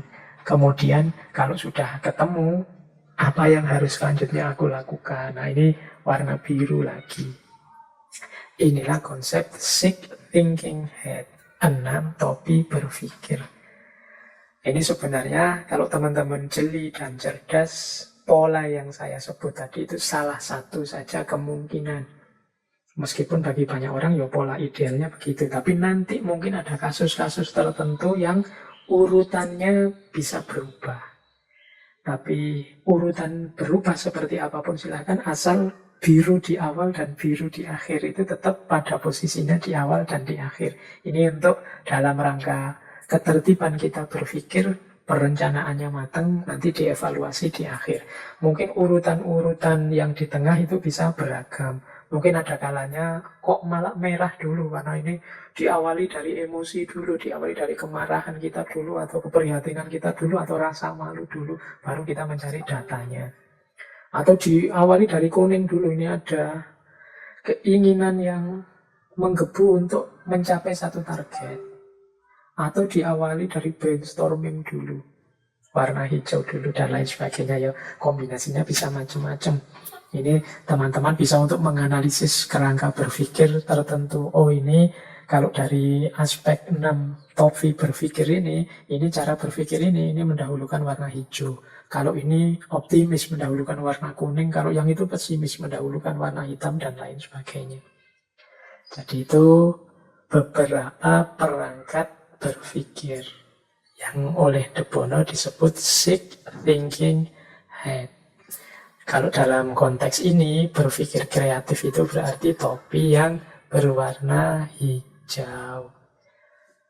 Baik, teman-teman, wah ini waktunya semakin mepet. Saya lanjutkan. Nah, sekarang kita lihat unsur booster dan blocker. Booster ini hari ini rame sehubungan dengan orang yang ingin vaksin. Ada isu tentang vaksin yang model booster. Tapi ini maksudnya bukan itu ya, booster itu yang memacu peningkatan. Itu namanya booster. Nah, apa yang memacu kemampuan berpikir kreatif kita semakin tinggi, biar kita tambah kreatif. Nah, ini ada beberapa mentalitas yang penting kita biasakan. Di catatan saya ada model-model booster yang jumlahnya 8. Yang pertama, mari senantiasa menghidupkan aspek curious. Curious itu rasa ingin tahu. Jadi orang yang penuh dengan curiosity, rasa ingin tahu, itu berarti orang yang ingin belajar terus, nambah wawasan terus. Ini jadi kunci orang kreatif. Seperti saya jelaskan di depan, tidak mungkin orang kreatif itu orang yang tidak mau belajar. Mengapa orang tidak mau belajar? Karena dia merasa sudah tahu. Apa cirinya orang yang masih bersemangat belajar? Dalam dirinya masih banyak pertanyaan-pertanyaan, masih banyak rasa ingin tahu. Nah, ini kembalikan lagi ke teman-teman semua. Ayo coba ditanya dirinya. Ada tidak banyak pertanyaan yang belum terjawab yang ingin kita kejar jawabannya?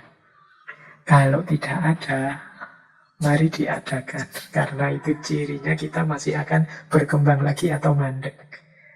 Ya, dalam segala hal, segala aspek hidup kita. Semoga curiosity ini masih hidup.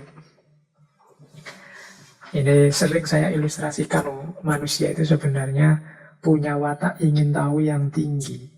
Buktinya apa? Anak-anak kecil itu begitu akalnya jalan, kemampuan bicaranya hidup, itu kan biasanya cerewet. Tanya ini, tanya itu, tanya macam-macam. Ini namanya curiosity, rasa ingin tahu. Meskipun kadang-kadang rasa ingin tahu ini kemudian dimatikan, di-off-kan oleh lingkungannya. Mungkin oleh orang tuanya, mungkin oleh tetangganya, mungkin oleh gurunya. Karena capek, bosan dengerin pertanyaan-pertanyaan yang bagi orang dewasa mungkin tidak penting. Tapi jangan sampai semoga respon kita itu mematikan semangat ingin tahunya. Karena itu nanti jadi kunci semangat belajarnya di masa depan. Jadi yang pertama itu. Yang kedua, 6 problems. Ini kalau diterjemahkan letternya tidak enak dalam bahasa Indonesia, mencari masalah. Kalau dalam bahasa Indonesia kan mencari masalah itu sesuatu yang negatif. Yo, sebenarnya tidak negatif. Yang negatif itu kan mencari konflik, mencari pertengkaran, menyerang orang lain. Mencari masalah itu maksudnya apa? Tadi jeli dan teliti. Sehingga tahu kalau ada sisi-sisi atau sudut-sudut yang tidak pada tempatnya. Atau mungkin tidak kelihatan tapi dia bisa mengembangkan sehingga tahu potensi masalah. Ini namanya orang kreatif. Misalnya orang punya gagasan A misalnya. Nah orang yang punya pemikiran kreatif itu dia bisa menjangkau. Oh gagasan ini kalau diutarakan hari ini itu akan memunculkan respon seperti ini, respon seperti itu. Kalau dari kelompok ini akan muncul respon ini, respon itu. Itu kepandaian dia menjangkau untuk menemukan masalah-masalah. Itu yang kedua, booster yang kedua. Yang ketiga, suka tantangan. Jadi kalau kita ingin jadi orang yang berpikir kreatif, maka kita harus punya mental suka tantangan. Enjoys challenge. Jadi kan banyak orang kalau ada tantangan minggir. Kalau ada masalah kemudian dia takut menghadapinya atau malas menghadapinya akhirnya minggir. Tapi orang kreatif ini dia enjoy, bisa menikmati kalau ada tantangan. Begitu ada masalah, bagi dia membacanya itu adalah tantangan. Kalau tantangan berarti harus ditaklukkan. Terpacu kemampuan untuk berpikir kreatif dan kritisnya. Yang keempat, pribadi yang mungkin berkembang dalam berpikir kritis itu pribadi yang optimistik. Jadi pribadi yang hidupnya serba optimis. Dia yakin bahwa dia mampu. Dia yakin bisa menyelesaikan masalah, bisa menemukan solusi, bisa menjawab permasalahan. Ini optimistik.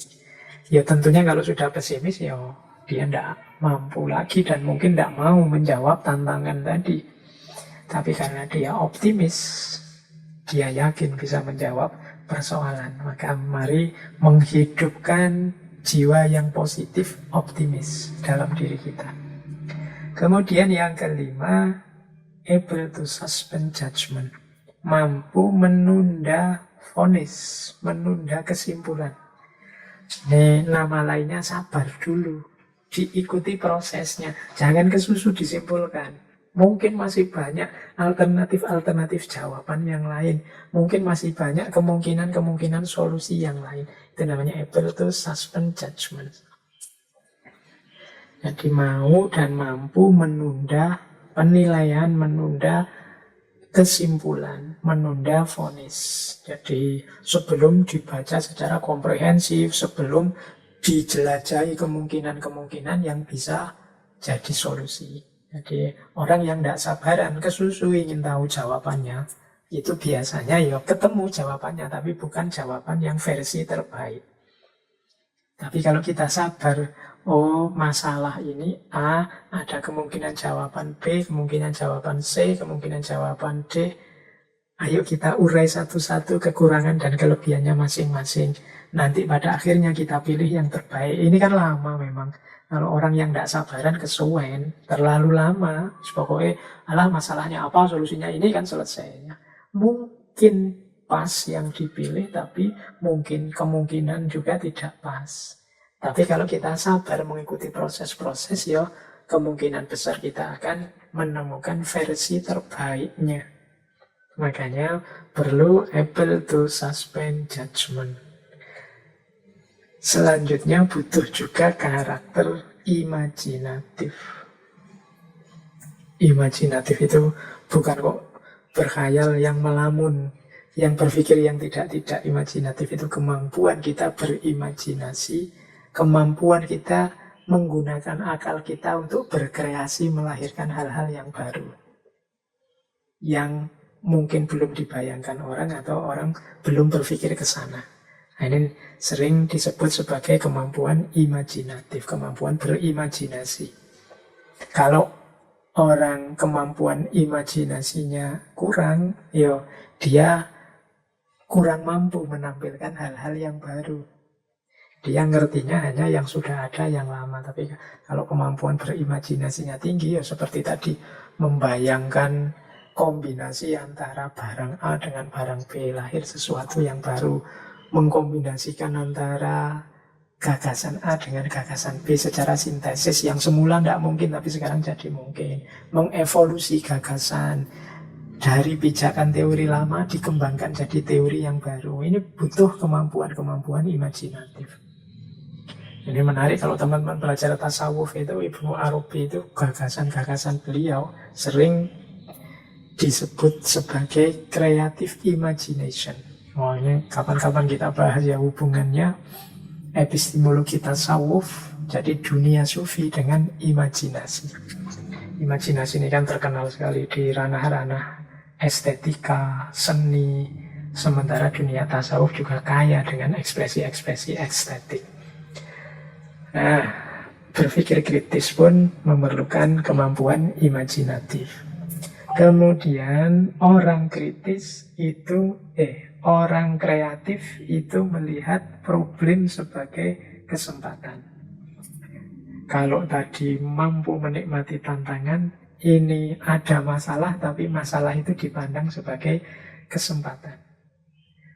Mengapa? Karena begitu ada masalah, ini kan berarti muncul kemungkinan lahir sesuatu yang baru, situasi yang baru, teori yang baru, gagasan yang baru, gaya hidup yang baru. Nah, ini kesempatan. Kalau tidak ada masalah, tidak ada kesulitan, itu ya flat saja jalannya, hidupnya datar saja.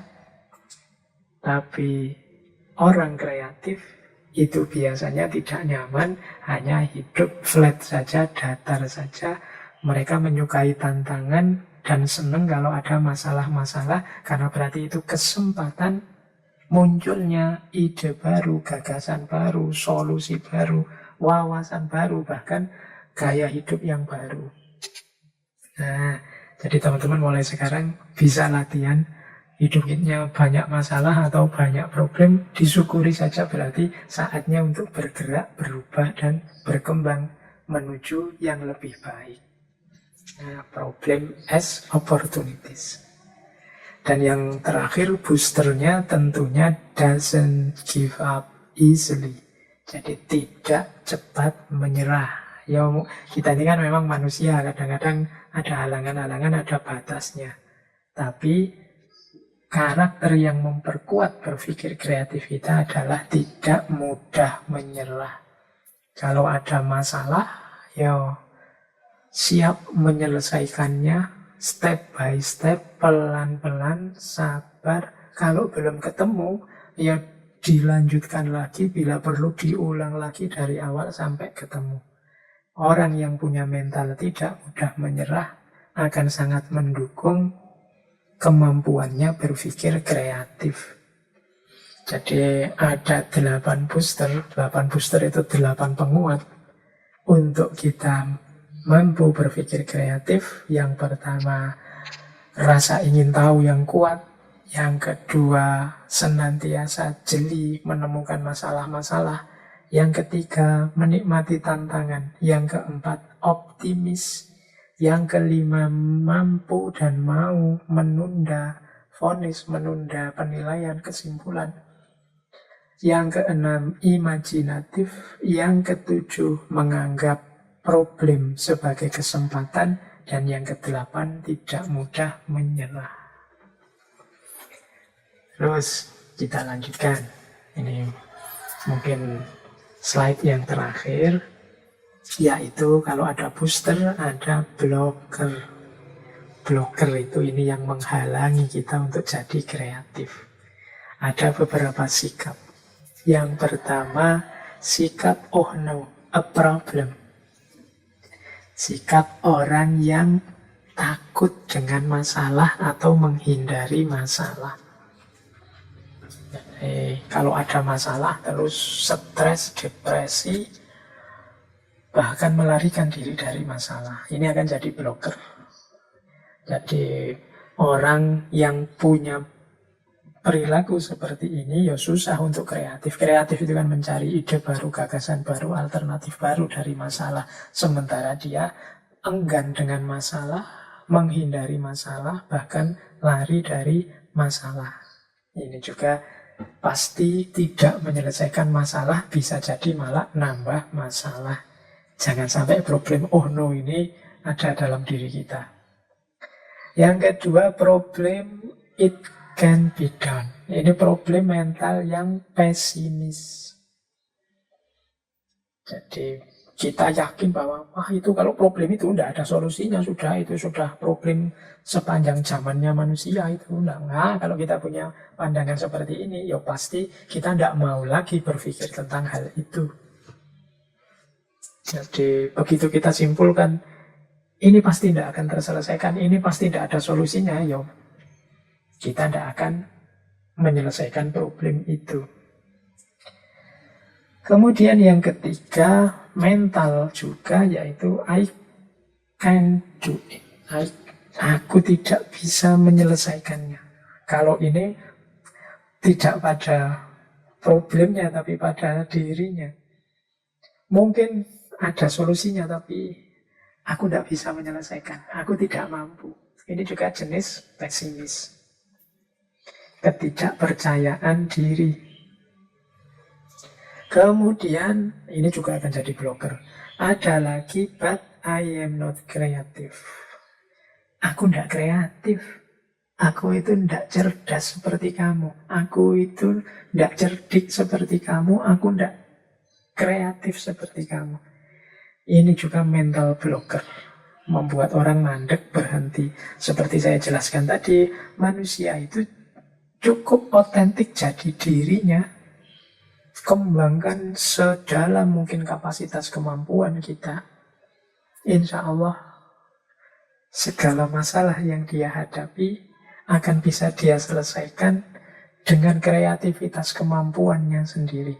Ini kalau dikorelasikan dengan firman Allah dalam Al-Quran itu kan la yukallifullahu nafsan illa wus'aha.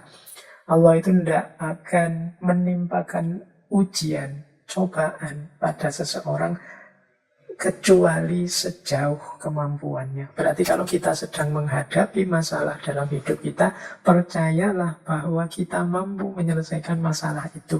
Wong itu berada dalam jangkauan kemampuan kita. Jadi tidak usah lagi kita lari dari masalah dengan mencari-cari alasan, misalnya wah itu sulit, nggak mungkin diselesaikan, atau wah saya tidak mampu, atau wah saya tidak kreatif. Pasti kita mampu. Pasti kita bisa mencari solusi kalau kita mau. Dan pasti ada jalan keluarnya. Baik, kemudian yang selanjutnya yang jadi blocker juga adalah ketakutan kita terhadap pandangan orang, komentar orang. What will people think? Gimana nanti komentarnya orang? Wah ini nabrak pandangan orang banyak ini. Wah ini tidak cocok dengan keyakinan banyak orang ini. Nanti gimana kalau saya dibully? Gimana kalau saya dihujat? Gimana kalau saya... Kalau hari ini kan kita sering khawatir-khawatir seperti ini. Sehingga kita tidak berani bicara. Ini juga akan jadi blocker. Menghalangi kita untuk kreatif. Jadi orang lain jadi pertimbangan besar. Gimana komentarnya orang nanti, gimana pendapatnya orang nanti, gimana kalau saya dicaci maki, gimana kalau saya dibully dan lain sebagainya. Ini juga akan jadi blocker yang membuat kita tidak berani berpikir kreatif.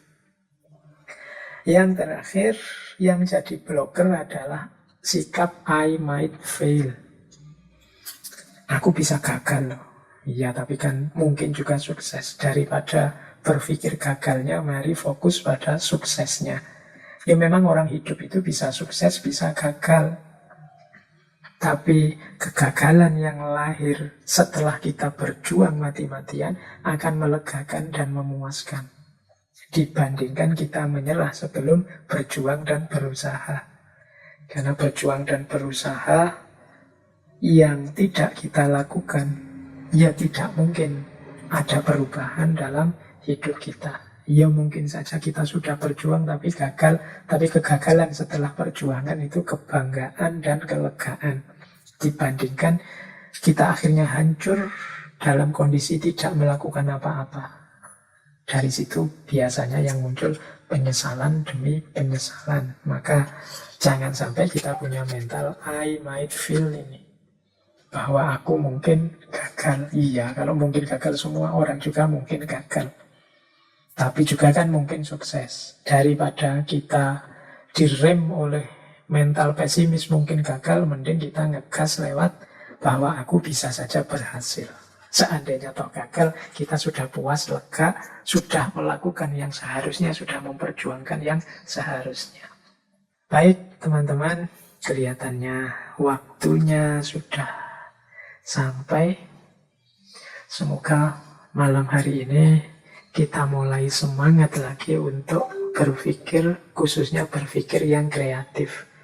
Karena banyak keluhan-keluhan peradaban yang kita dengarkan hari ini, khususnya untuk negara kita, bangsa kita, peradaban kita yang timur, yang sering kita keluhkan, kita ini kok kalah ya, kita ini kok mundur ya, kita ini kok jumut beku ya, kita ini kok tidak bisa maju ya. Di antara solusinya adalah kemampuan berpikir kreatif ini. Baik, saya kira itu ya teman-teman, ya memang belum sampai detail, belum lengkap teori-teori, konsep, step-step, langkah-langkahnya, tapi semoga teman-teman sudah ngerti yang dimaksud dan melanjutkan berjuang, belajar. Seperti di awal tadi disebut, ini sebenarnya sejenis keterampilan.